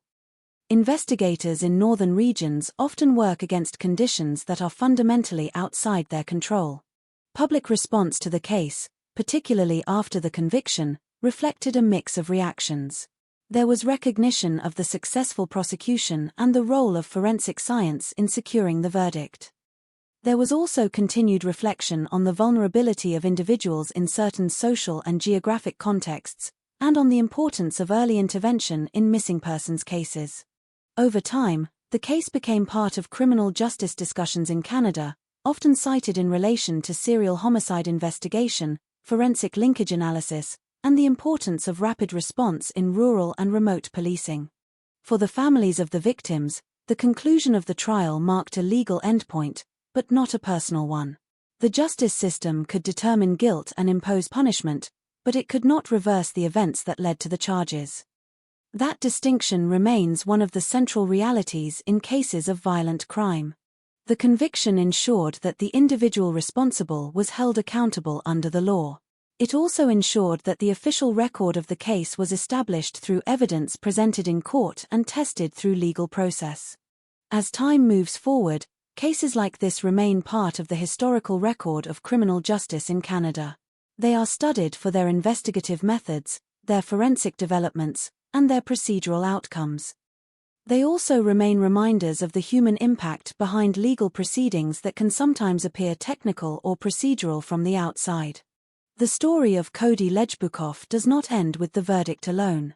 It extends into the broader systems that responded to the crimes, the investigative work that uncovered the connections between victims, and the ongoing discussions about safety, geography, and justice in remote regions. But at its core, the case remains defined by the lives that were lost. The legal system provided an answer to responsibility. The investigation provided a reconstruction of events. The trial provided a formal judgment. What it could not provide was restoration. And that absence is where the true weight of the case ultimately rests. In every criminal case, there is a point where the story stops being active and becomes historical. For the case of Cody Lejbukov, that point was reached when the appeals were exhausted and the convictions for 4 counts of first-degree murder were upheld. At that moment, The legal system had completed its full cycle: investigation, prosecution, trial, sentencing, and review. What remained after that was not uncertainty, but record. A documented sequence of events. A verified set of findings. A final legal conclusion. Lejbukov's convictions connected him to the deaths of Jill Stacy Stuchenko, Natasha Lynn Montgomery, Cynthia Francis Mass, and Lauren Dawn Leslie. Each of those cases had originally entered the system through different entry points: missing persons reports, discovery of remains, or forensic inconsistencies that prompted further examination.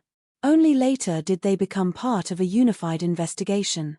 That unification was driven primarily by forensic linkage. DNA analysis and physical evidence created connections that allowed investigators to move from individual cases toward a broader understanding of related events. In modern criminal investigations, this kind of linkage can fundamentally change the scope of a case, transforming isolated files into a consolidated prosecution. The Lejbukov case is often referenced in discussions about how quickly such transformations can occur when physical evidence is preserved and analyzed early. The initial traffic stop in November 2010 played a critical role in that process. Because the interaction between police and suspect occurred so soon after the final confirmed homicide, investigators were able to recover evidence that might otherwise have been lost to time, weather, or environmental conditions. From an investigative perspective, that timing is one of the most significant aspects of the case. It illustrates how chance encounters, routine patrols, and immediate police discretion can influence the trajectory of major criminal investigations. From a forensic perspective, the case demonstrates the value of biological evidence in linking separate crime scenes. DNA, once collected and properly analyzed, provides a level of evidentiary reliability that can connect events across time and distance in ways that older investigative methods could not. From a legal perspective, the trial showed how multiple charges involving separate victims can be presented within a single proceeding when evidence supports a pattern of conduct. The jury's verdict reflected the court's acceptance of that consolidated evidentiary structure, resulting in multiple concurrent life sentences. Beyond the courtroom, the case is also discussed within the broader context of policing in northern British Columbia. The region's geography, characterized by long distances between communities and extensive rural and forested areas, creates unique challenges for law enforcement. Investigations in such environments often depend heavily on timely reporting, rapid response, and coordination across jurisdictions. The Lejbukov case is sometimes referenced alongside broader conversations about missing persons and unsolved cases in northern regions of Canada, including those associated with Highway 16, often referred to in public discourse as the Highway of Tears. While each case has its own circumstances and evidentiary basis, the broader pattern of historical disappearances has influenced policing strategies and public awareness over time. In the years following the conviction, the case became part of training and discussion in investigative contexts, particularly regarding forensic integration and multi-victim case management.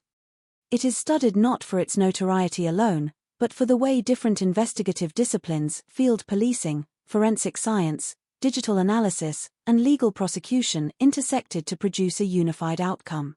At the same time, the case remains a reminder that behind every structured legal file are human lives that cannot be reduced to evidence categories or procedural stages.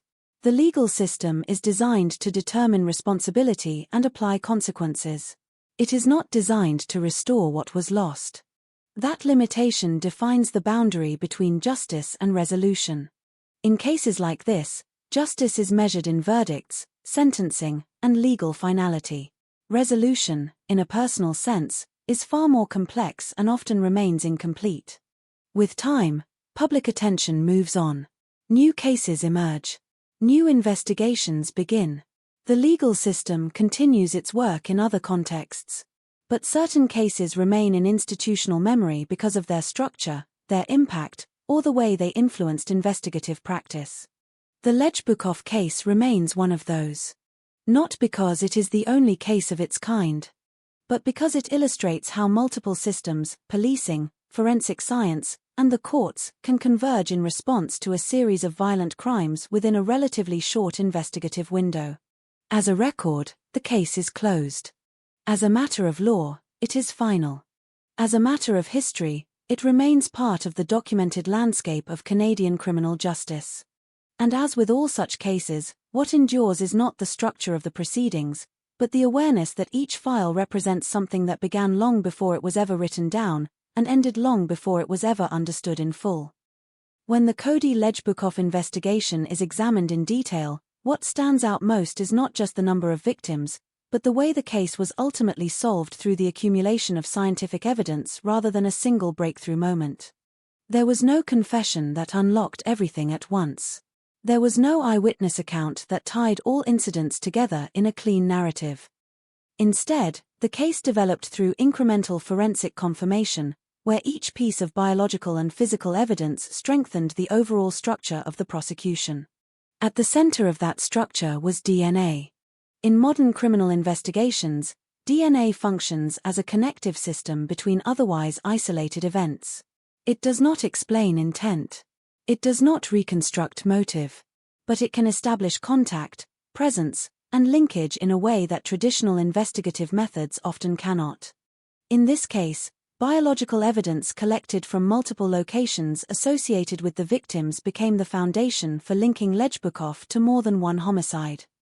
Each sample had to go through a strict chain of custody process, ensuring that the integrity of the evidence remained intact from collection to laboratory analysis. This procedural consistency is critical in court, where any break in handling can weaken the reliability of results. Once submitted for analysis, the samples were processed and compared against known profiles.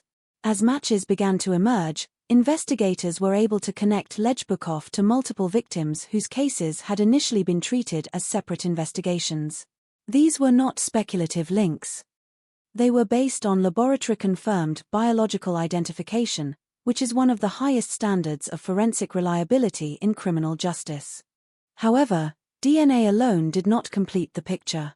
Investigators also relied on contextual forensic evidence. This included trace materials recovered from vehicles and personal items, as well as environmental evidence collected from locations associated with the final known movements of the victims. In cases involving remote terrain, such as those in northern British Columbia, environmental context becomes especially important. Soil composition, vegetation transfer, and material traces can sometimes support or corroborate timelines established through other forms of evidence. Digital evidence also played a supporting role in the broader investigative framework. Communication records helped establish connections between Lejbukov and at least one of the victims prior to the homicide that led to his arrest. While digital records alone do not prove criminal intent, they can establish contact patterns that become significant when combined with physical and forensic findings. One of the most important aspects of the forensic investigation was the way different types of evidence converged. No single category of evidence was presented in isolation. Instead, the prosecution's case relied on convergence, DNA results aligning with physical evidence aligning with recovered items, and recovered items aligning with established timelines. This convergence is what allowed investigators and prosecutors to move from individual case files to a unified multi-victim prosecution. In court, forensic experts explained these processes in technical detail. They described how samples were collected, how contamination risks were mitigated, and how comparative analysis was conducted. The purpose of this testimony was not only to present results, but to demonstrate reliability. In serious criminal trials, especially those involving multiple homicide charges, the credibility of forensic methodology is as important as the findings themselves. The defense challenged aspects of interpretation but did not eliminate the underlying forensic connections established through laboratory testing. The jury ultimately accepted the Crown's presentation of the evidence as sufficient to support convictions on all counts. Beyond the courtroom, this case is often discussed in law enforcement and forensic science contexts because it illustrates how multiple investigative systems must operate together in complex homicide cases. Field investigation identifies evidence. Laboratory science confirms identity. Digital analysis establishes contact. Legal procedure determines admissibility. Only when all of these elements align can a case reach the level of certainty required for conviction. Another important aspect of this case is timing. The relatively short interval between the final known homicide and the traffic stop that led to Lejbukov's arrest meant that critical evidence was preserved in a condition closer to its original state. In forensic terms, time is one of the most destructive variables. Biological material degrades. Environmental exposure alters trace evidence. Human activity can unintentionally contaminate or destroy crucial details. Because this intervention occurred quickly, investigators were able to work with evidence that had not yet been significantly compromised by time or environment. That advantage is not present in many historical or cold cases, where delays of months or years reduce the amount of recoverable forensic material. The case also demonstrates the importance of evidence integration across multiple jurisdictions and investigative units. In large geographic regions, different cases may initially be handled separately. Without cross-referencing systems and centralized analysis, patterns can remain hidden. In this investigation, once connections began to emerge, coordination between investigative teams allowed previously separate files to be examined as part of a larger framework. From a forensic standpoint, the Lejbukov case is often cited as an example of how modern criminal investigations depend on layered evidence systems rather than single-point breakthroughs. It is not one type of evidence that determines outcome, but the cumulative weight of multiple independently verified findings. DNA establishes identity. Physical evidence establishes presence. Digital records establish contact. Investigative reconstruction establishes sequence. Court procedure evaluates admissibility. Together, these elements form the structure of a prosecutable case. When that structure is strong enough, it can support convictions across multiple serious charges, as occurred in this case. After the trial concluded, the forensic record became part of the permanent case file, serving both legal and institutional purposes. Legally, it supported the convictions. Institutionally, it became part of the knowledge base used in training and reference for future investigations involving similar patterns. In the end, the forensic dimension of the case is what transformed it from a series of disconnected tragedies into a single coherent prosecution. Not because it changed what happened, but because it allowed what happened to be proven in a court of law. The case of Cody Lejbukov can be understood most clearly when the known events are arranged in chronological order, based strictly on confirmed investigative and court record facts rather than interpretation or speculation. When viewed this way, the progression from individual disappearances to a consolidated multi-victim homicide conviction becomes a structured sequence of events shaped by geography, forensic science, and investigative timing. The earliest confirmed point in the timeline begins with the first of the known victims linked to the case. Jill Stacy Stuchenko was reported missing in October 2009 in the Prince George area of British Columbia. Her disappearance would later become part of the broader investigation after forensic links were established during the multi-case review conducted by investigators. At the time of her disappearance, there was no known connection to other cases that would later be associated with Lejbukov. In 2010, additional missing persons and homicide cases in the same general region began to accumulate in investigative files. Among them was Cynthia Frances Mass, who was found deceased in Prince George in 2010. Her death was initially treated as a standalone investigation. Separately, Natasha Lynn Montgomery went missing in 2010, and although her body was never recovered, forensic evidence later established a connection between her and Lejbukov through DNA findings presented during the investigation and referenced in court proceedings. During this same general period, Lauren Dawn Leslie, aged 15, became the final known victim directly associated with the sequence of events leading to the arrest of Lejbukov. Prior to her death, electronic communications established contact between her and Lejbukov, forming a critical part of the later evidentiary record. On November 27, 2010, she was killed in circumstances that would later be reconstructed through forensic investigation and became the immediate catalyst for Lejbukov's arrest. Later that same evening on November 27, 2010, a Royal Canadian Mounted Police officer conducted a traffic stop on a pickup truck emerging from a remote logging road in northern British Columbia. The vehicle was driven by Cody Lejbukov, who was 20 years old at the time. During this stop, officers observed blood on his person and discovered additional biological evidence inside the vehicle. Items recovered included personal belongings linked to Lauren Leslie and tools later referenced in forensic examination. This encounter directly led to the identification of Lejbukov as a suspect in the death of Lauren Leslie. Following the traffic stop, investigators initiated an immediate search of the surrounding area. Lauren Leslie's body was located near a remote gravel pit not far from where the vehicle had been observed. Her death was confirmed as a homicide. The proximity between the crime scene and the arrest location allowed investigators to secure physical evidence in a short time frame, reducing the likelihood of environmental degradation of forensic material. In the days and weeks that followed, the investigation expanded significantly beyond the initial homicide. Law enforcement agencies began reviewing missing persons and unexplained deaths in the region. This review process involved cross-referencing existing case files, analyzing forensic databases, and comparing DNA evidence collected from multiple scenes.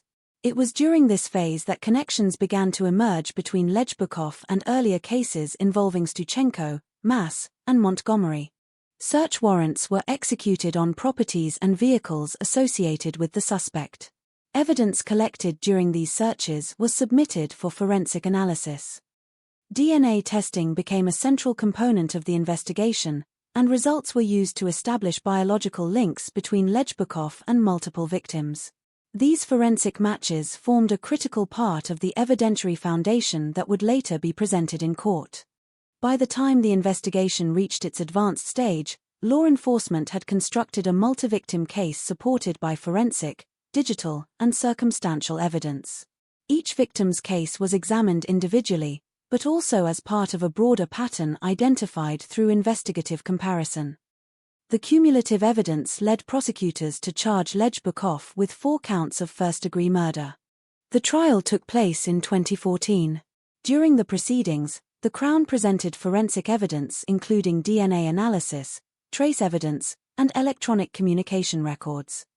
The defense did not dispute all physical presence evidence but challenged interpretation and responsibility, suggesting alternative explanations for involvement. Lejbukov himself did not provide a full confession and denied full responsibility for the murders, instead referencing unnamed individuals as being involved in certain events. After presentation of evidence and jury deliberation, a verdict was reached on September 11, 2014.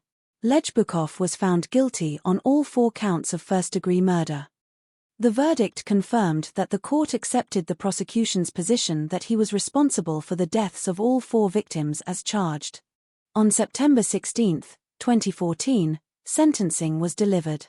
Lejbukov received 4 concurrent life sentences, with a minimum parole ineligibility period of 25 years, in accordance with Canadian sentencing law for first-degree murder convictions. Because the sentences were concurrent, they are served simultaneously rather than consecutively. Following sentencing, appeals were filed challenging aspects of the conviction and trial process.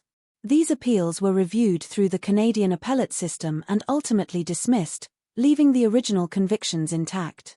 From a chronological perspective, the case spans from the earliest confirmed disappearance in 2009 through to the final appellate decisions after 2014. Within that time frame, the critical turning point remains November 27, 2010, when the traffic stop initiated the discovery of the final victim and triggered the broader investigation. The timeline demonstrates a clear progression from isolated missing persons reports to a consolidated multi-victim homicide case, driven primarily by forensic linkage and rapid investigative escalation following the initial arrest. As a historical record, the case concludes with the legal system's final affirmation of guilt and sentencing, closing the procedural timeline while leaving the documented evidence as the permanent foundation of the case file. Master episode: The full case of Cody Lejbukov. There are cases that begin with a missing person report. Others begin with a crime scene discovery. This one begins with something far more ordinary, a routine police patrol on a cold November night in northern British Columbia. On November 27, 2010, a Royal Canadian Mounted Police officer observed a pickup truck emerging from a remote logging road. The location was isolated, surrounded by dense forest and long stretches of unmonitored terrain typical of the region near Prince George. The time was late evening, and the conditions were consistent with a winter night in northern Canada, where darkness settles early and visibility becomes limited outside main highways. The officer initiated a traffic stop. Inside the vehicle was 20-year-old Cody Lejbukov. What initially appeared to be a standard stop quickly escalated when officers observed visible blood on the suspect.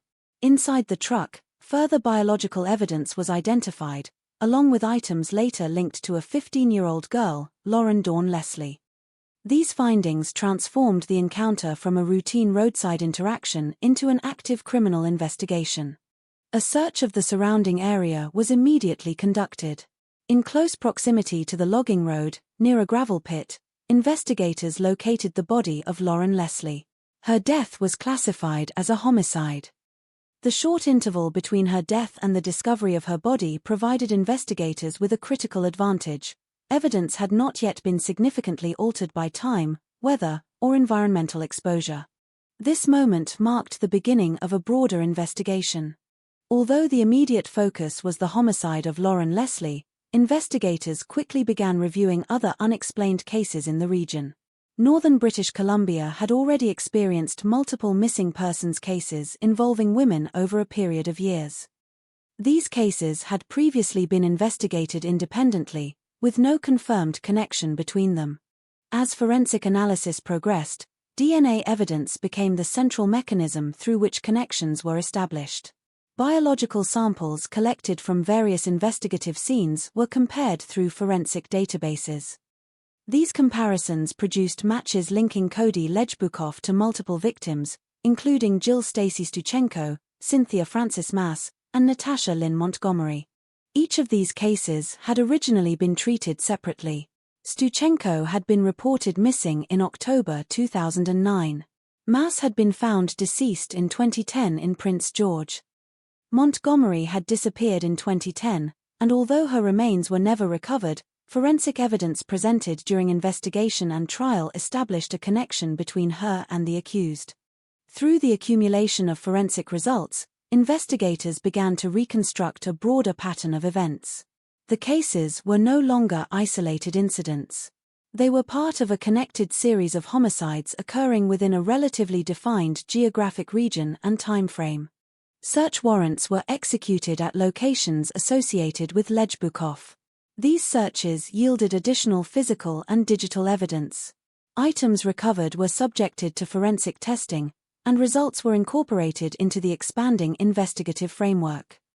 Digital communication records were also analyzed, establishing documented contact between Lejbukov and at least one victim prior to her death.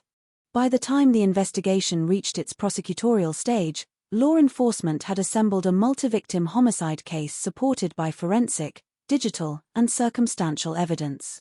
The Crown proceeded with 4 counts of first-degree murder. The trial took place in 2014.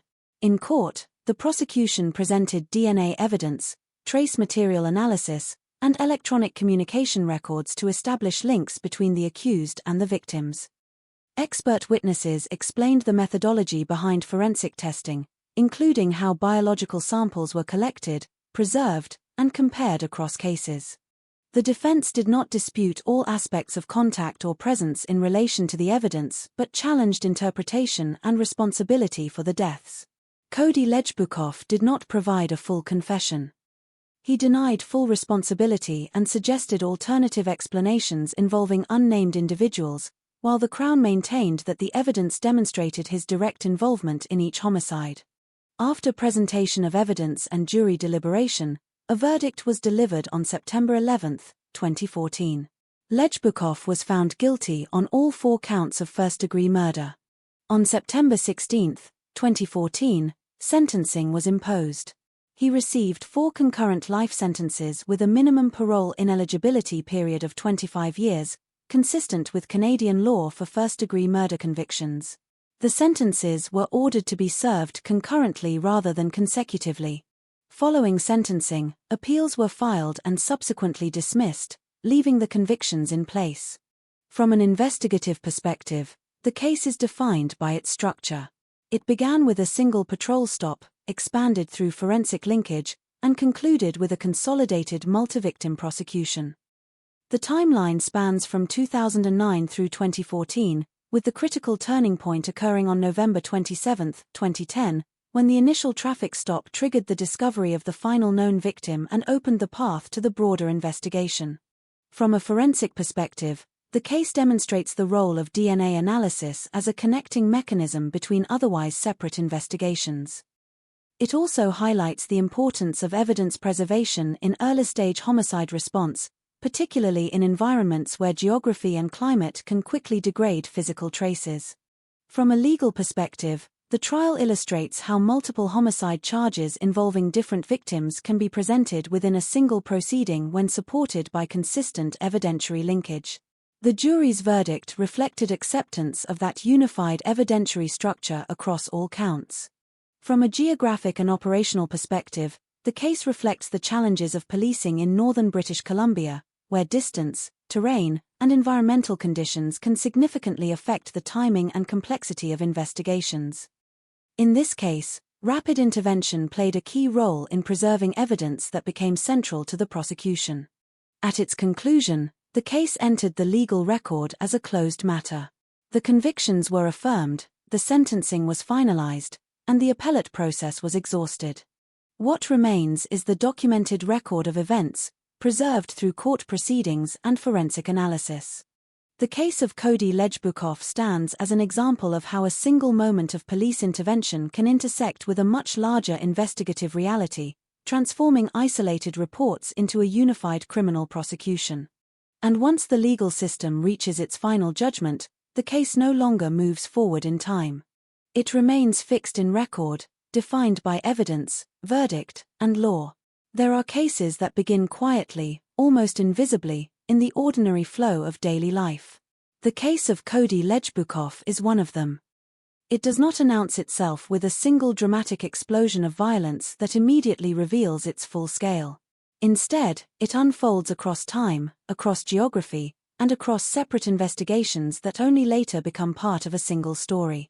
On November 27, 2010, in northern British Columbia, a Royal Canadian Mounted Police officer conducted a routine patrol along a remote stretch of highway near a logging road. The region is characterized by vast forested areas, long distances between settlements, and limited visibility once darkness falls. In that environment, isolated movement at night can stand out immediately to trained observers. A pickup truck emerged from a remote forest access road and entered the highway. The officer initiated a traffic stop. The driver was 20-year-old Cody Lejbukov. What followed transformed the situation from routine policing into a major homicide investigation. Officers observed visible blood on the suspect and discovered biological evidence inside the vehicle. Among the items recovered were personal belongings later linked to a 15-year-old girl, Lauren Dawn Leslie. This discovery triggered an immediate escalation. The area surrounding the logging road was searched. Not far from the road, near a gravel pit, investigators located the body of Lauren Leslie. Her death was confirmed as a homicide. The timing between her death and the discovery of her body was extremely close. This proximity allowed investigators to recover evidence before it could be significantly altered by environmental conditions such as snow, rain, wildlife interference, or decomposition processes accelerated by exposure. At this stage, the investigation was still focused on a single homicide. However, that focus quickly expanded. Investigators began reviewing other unresolved cases in northern British Columbia involving missing women and unexplained deaths. Over time, forensic comparison and investigative review revealed connections between Lejbukov and additional victims. These included Jill Stacy Stuchenko, Cynthia Frances Mass, and Natasha Lynn Montgomery. Each of these cases had originally been investigated independently. Stuchenko had been reported missing in October 2009. Mass had been found deceased in 2010. Montgomery disappeared in 2010 and was never located, but forensic evidence later presented in court linked her to the same suspect. The unifying factor across these cases was not immediately visible at the time of each individual investigation. It emerged only through forensic analysis conducted after Lejbukov had been identified as a suspect in the Lauren Leslie homicide. DNA evidence became the central mechanism of linkage. Biological samples collected from different investigative contexts were compared through forensic databases. Where matches were identified, investigators were able to establish connections between the accused and multiple victims. These results did not function as interpretation, they functioned as identification. In criminal justice systems, DNA matching is treated as one of the most reliable forms of evidentiary association when properly collected and analyzed. Alongside DNA, investigators also examined physical and digital evidence. Items recovered from search warrants provided additional context. Electronic communications helped establish contact between Lejbukov and at least one victim prior to the homicide that led to his arrest. These communications contributed to establishing timelines and interactions relevant to the broader case structure. As the investigation expanded, it transitioned from a single homicide file into a multi-victim prosecution framework. Each case was examined individually, but also as part of a larger evidentiary pattern supported by forensic linkage. The Crown proceeded with 4 counts of first-degree murder. The trial took place in 2014. In court, forensic experts presented DNA analysis, trace evidence findings, and methodological explanations of how samples were collected and compared. The purpose of this testimony was to demonstrate continuity and reliability across multiple pieces of evidence originating from different investigative sources. The defense challenged aspects of interpretation and responsibility. Cody Lejbukov did not provide a full confession. He denied full accountability for the deaths and suggested alternative explanations involving unnamed individuals. However, the prosecution maintained that the totality of forensic and circumstantial evidence supported direct involvement in each of the charged offenses. After deliberation, the jury returned a verdict on September 11, 2014. Lejbukov was found guilty on all 4 counts of first-degree murder. On September 16, 2014, sentencing was imposed. He received 4 concurrent life sentences with a minimum parole ineligibility period of 25 years, consistent with Canadian law governing first-degree murder convictions. The sentences were ordered to run concurrently, meaning they would be served at the same time rather than consecutively. Following sentencing, appeals were filed. These appeals were reviewed through the Canadian appellate system and ultimately dismissed, leaving the convictions intact. At that point, the legal process reached its final conclusion. From an investigative standpoint, the case demonstrates how rapidly a single patrol decision can escalate into a multi-victim homicide investigation when forensic evidence is preserved early and analyzed systematically. The initial traffic stop on November 27, 2010 became the pivotal moment that allowed investigators to identify a suspect while critical evidence remained available for collection. From a forensic standpoint, the case highlights the role of DNA analysis as a connective framework between otherwise separate investigations. It also demonstrates the importance of chain-of-custody procedures, laboratory verification, and cross-case comparison in establishing evidentiary reliability. From a legal standpoint, the trial illustrates how multiple homicide charges involving different victims can be consolidated into a single prosecution when supported by consistent forensic linkage.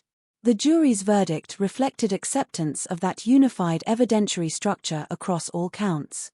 From a geographic and operational standpoint, the case reflects the realities of policing in northern British Columbia, where remote terrain, long distances, and environmental conditions can significantly affect investigative timelines and evidence preservation. In this case, timing played a decisive role in the ability to recover and analyze critical evidence. When the legal process concluded, the case became part of the permanent judicial record. The convictions were affirmed, the sentencing finalized, and the appeals exhausted. In legal terms, the matter was closed. What remains is the documented structure of events, a sequence beginning with a routine patrol, expanding through forensic investigation, and concluding with a multi-victim conviction. The case of Cody Lejbukov is ultimately defined not by speculation, but by evidence presented, tested, and accepted in court.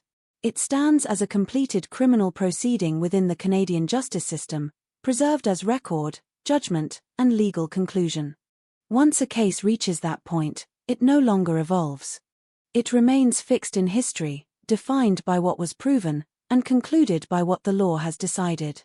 Every criminal case eventually reaches a point where it stops being an active pursuit and becomes a fixed record. For Cody Lejbukov, that point arrived not in a single dramatic moment, but through a sequence of legal milestones that collectively closed the file in the eyes of the justice system. By the time the Canadian courts finalized the outcome, the case had already passed through every stage required by law. Investigation, arrest, forensic examination, prosecution, trial, sentencing, and appeal review had all been completed. Each stage added structure to what began as a fragmented series of missing persons reports and isolated homicide investigations across northern British Columbia. The final legal outcome was clear. Cody Lejbukov was convicted on 4 counts of first-degree murder involving Jill Stacy Stuchenko, Natasha Lynn Montgomery, Cynthia Francis Mass, and Lauren Dawn Leslie. The court imposed 4 concurrent life sentences with a minimum parole ineligibility period of 25 years. Subsequent appeals were dismissed, leaving the original convictions intact. At that moment, the case ceased to evolve within the legal system. No further charges were added. No retrials were ordered. No higher court overturned the findings. The judicial process reached its conclusion and remained there. What remained after that point was the record itself. The investigation had begun with a single traffic stop on a remote highway in northern British Columbia on November 27, 2010. That moment, initially treated as routine policing, became the entry point into a much larger investigation once physical evidence was discovered linking the suspect to a recent homicide. From there, the scope expanded as investigators identified additional connections to previously unresolved cases. The progression of the investigation followed a pattern that is now well understood in forensic policing. A localized event led to immediate evidence recovery. That evidence enabled identification of a suspect. Once a suspect was identified, cross-case analysis became possible. Once cross-case analysis began, previously separate files were re-examined under a unified framework. This process ultimately resulted in a consolidated multi-victim prosecution. DNA evidence played a central role in that transition. Biological material collected from different investigative contexts provided the primary method of linking multiple cases to a single individual. In conjunction with physical evidence, digital communication records, and investigative reconstruction, it formed the evidentiary foundation of the prosecution's case. In court, that foundation was tested through expert testimony and adversarial challenge. The prosecution presented forensic findings as interconnected proof across multiple victims. The defense challenged interpretation and responsibility but did not dismantle the core forensic links established through laboratory analysis and investigative procedure. The jury ultimately accepted the prosecution's case in full. The verdict marked the formal resolution of responsibility under law. It confirmed that the evidence met the legal threshold required for conviction beyond reasonable doubt on all counts. From a systemic perspective, the case is often referenced in discussions about how modern investigations function in remote geographic regions. Northern British Columbia presents conditions that significantly influence investigative work. Large distances between communities, limited immediate access to centralized resources, and environmental factors such as weather and terrain all affect how quickly evidence can be discovered and preserved. In this case, timing played a decisive role. The close proximity between the final known homicide and the police intervention allowed investigators to recover evidence in a condition that supported detailed forensic analysis. That window is not always available in similar investigations, and its presence here significantly influenced the outcome. The case is also discussed in relation to forensic integration. Multiple forms of evidence were required to build the final prosecutorial structure. DNA established identity connections. Physical evidence established presence and contact. Digital records established communication. Investigative reconstruction established sequence. Only through the combination of these elements was the full case structure assembled. As a result, the case is frequently cited in law enforcement and forensic education contexts as an example of multi-source evidentiary convergence in a serial homicide investigation. Beyond its technical and legal dimensions, the case remains part of the documented history of violent crime in Canada in the early 21st century. It is recorded not for its narrative complexity, but for the way in which investigative systems, forensic science, and judicial procedure operated together within a defined time frame to reach a legal conclusion. At the same time, the legal resolution does not extend to restoring what was lost. The justice system determines responsibility and imposes consequences, but it does not reverse the events that led to the charges. That limitation remains a defining boundary between legal closure and human consequence. With the conclusion of appeals, the case entered its final state, a completed legal proceeding preserved in court records, forensic documentation, and investigative archives. It is no longer active in procedural terms. It is no longer subject to ongoing adjudication. It exists as a concluded matter of law. What remains is the structure of what occurred, a sequence of investigations that converged through forensic linkage, a trial that evaluated evidence under legal standards, and a verdict that concluded the question of criminal responsibility. Once that process is complete, there is no further stage. Only record. Only history. And the permanent record of a case that moved through every level of the justice system and reached its final endpoint.